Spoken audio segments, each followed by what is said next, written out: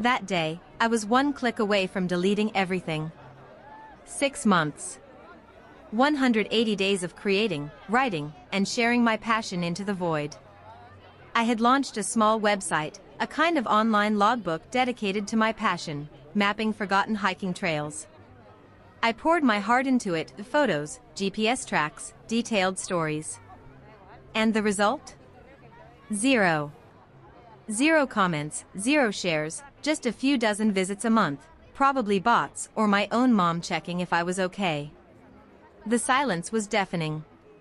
I was invisible, and this feeling of failure was gnawing at me. I felt like I was shouting into a soundproof room. My project was a ghost town. In this video, I'm not going to give you a list of generic tips. I'm going to tell you the exact story of how I went from that absolute wasteland to a passionate and engaged community, using 7 completely free acquisition strategies I discovered by accident. It's a personal account, a series of trials, errors, and aha moments that, I hope, will save you valuable time. Chapter 1: The Anthropologist Strategy. Frustrated, on the verge of giving up, I spent my evenings browsing aimlessly online. That's when I stumbled upon a forum. A forum that had nothing to do with hiking. It was about restoring old Comtes clocks. An ultra-niche, almost absurd topic to me. Yet, this forum was incredibly vibrant. Dozens of messages a day, people helping each other, sharing photos of complex mechanisms. They were passionate, and they had found their tribe. I spent an entire week just reading their posts. I didn't post anything. I was like an anthropologist studying an unknown civilization. And I understood my first fundamental mistake. I was trying to set up a marketplace in the middle of a desert. They, on the other hand, had built their village by an already existing river. The river was their shared passion. So my first strategy was to stop shouting and start listening. I looked for where hiking enthusiasts already were. Not the big, generic Facebook groups, but the small corners, specific subreddits, local forums. I found one, small but active, about hikes in my region. And for 2 weeks, I did nothing but read, understand their language, their problems, their joys. I became a silent member of their community. I learned before I spoke. Chapter 2: The Trojan Horse Strategy. Once I understood this community, I saw an opportunity. Many members were complaining about the difficulty of finding reliable maps for lesser-known trails. This was exactly what I was doing on my ghost site. My first instinct was to post a link saying, "Hey, check out my site." But I held myself back. I remembered the clockmakers. No one came in yelling, "Buy my tools." They came in saying, "I solved this pendulum problem, here's how I did it." So I adopted the Trojan horse strategy. I spent 3 days compiling my research on the forum's most requested trail. I created a beautifully designed, ultra-detailed PDF document, complete with the map, water points, elevation changes, exclusive photos, and safety tips. A genuine gift. Then, I posted it on the forum with a simple title, "Complete Map and Guide for the Lost Trail, Trail Name, Free for You." I didn't ask for emails, subscriptions, nothing. It was a pure act of generosity. The Trojan horse wasn't a trap. It was a gift so valuable that the community couldn't help but open it and look inside. Chapter 3: The Breadcrumb Strategy. The reaction was immediate. Dozens of thank you messages poured in. People were blown away by the quality of the document. My name started to get out there. This is where the third strategy comes in, the Tom Thumb's breadcrumb strategy. In my PDF document, very subtly, at the bottom of the page, I had added a small line, "For more photos and other maps of the region, find my explorations at misitename.fr." It wasn't an aggressive call to action. It was a simple indication, a small white pebble left on the path for those who were curious. And it worked. That day, I had more visits in 1 hour than in the previous 6 months combined. People weren't coming because I had begged them, they were coming because they had received immense value and wanted more. I had created desire, curiosity.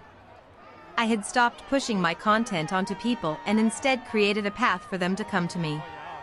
Every piece of valuable content I created became a new breadcrumb on the path.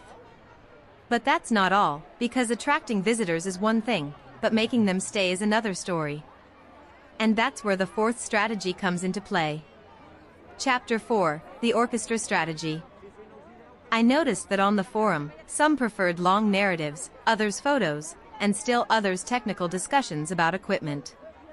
Trying to put everything in one place was a mistake. So I started to think like an orchestra conductor. A single hike, a single score, could be played by multiple instruments. I took one of my explorations and adapted it. I wrote an immersive and detailed narrative for my blog. I created a high-resolution photo gallery on a visual platform like Instagram or Pinterest. I put together a short, 1-minute video with the most beautiful landscapes for short-form content. And I initiated a technical discussion on the forum, asking for opinions on the gear I had used.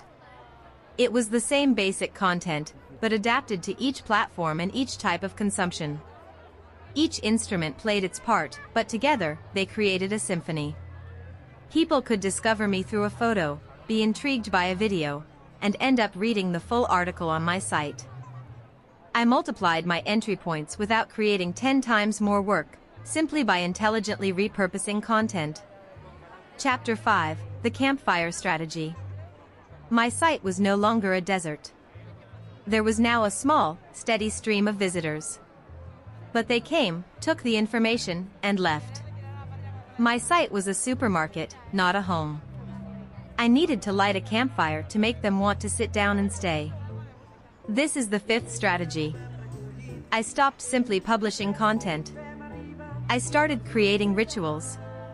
I launched the Mystery Trail Challenge each month, where I posted a photo of a location, and the community had to guess where it was. I created a permanent discussion thread called Your Best Photos of the Week, where everyone could share their shots.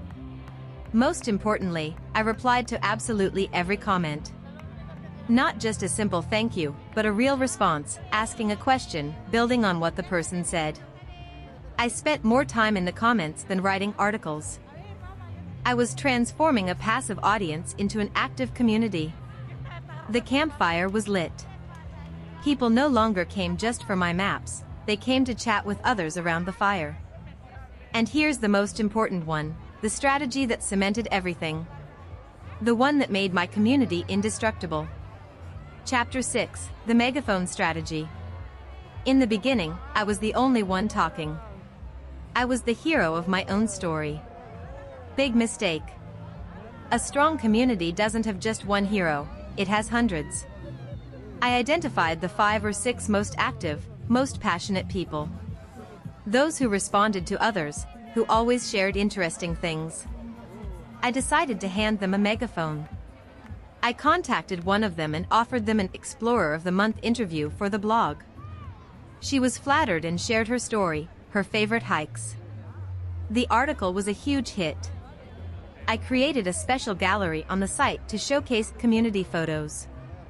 I started co-creating content with them, asking for their ideas and suggestions. By making them the stars, 2 things happened. First, their engagement skyrocketed. They felt invested. Second, they became my biggest ambassadors. They shared the articles they appeared in with their entire network, with immense pride.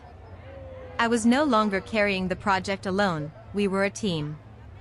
The megaphone had amplified their voices, and by ripple effect, the reach of the entire community.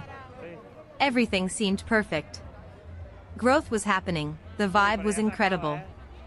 I thought I had found the magic formula. And then, disaster struck. Chapter 7, the dandelion strategy. One morning, I logged into the regional forum where it all began. And there, a message from the moderators. For legal reasons and to prevent over-frequenting certain sites, all sharing of precise tracks and maps is now prohibited.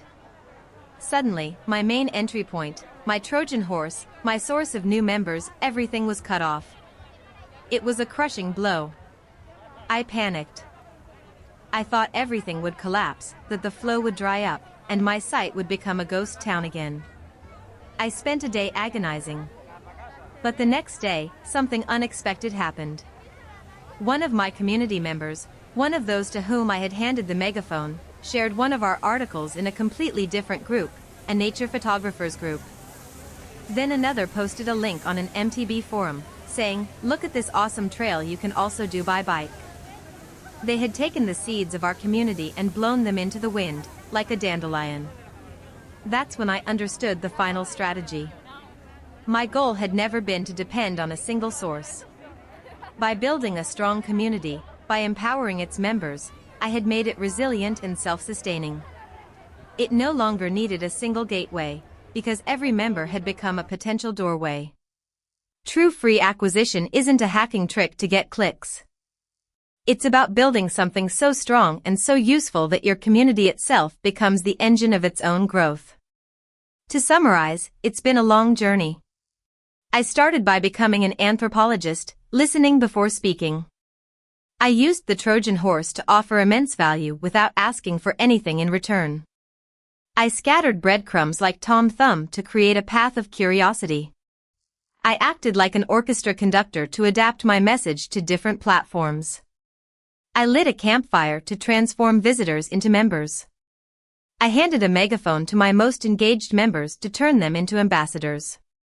And finally, I understood the power of the dandelion, creating a community so strong that it could spread on its own.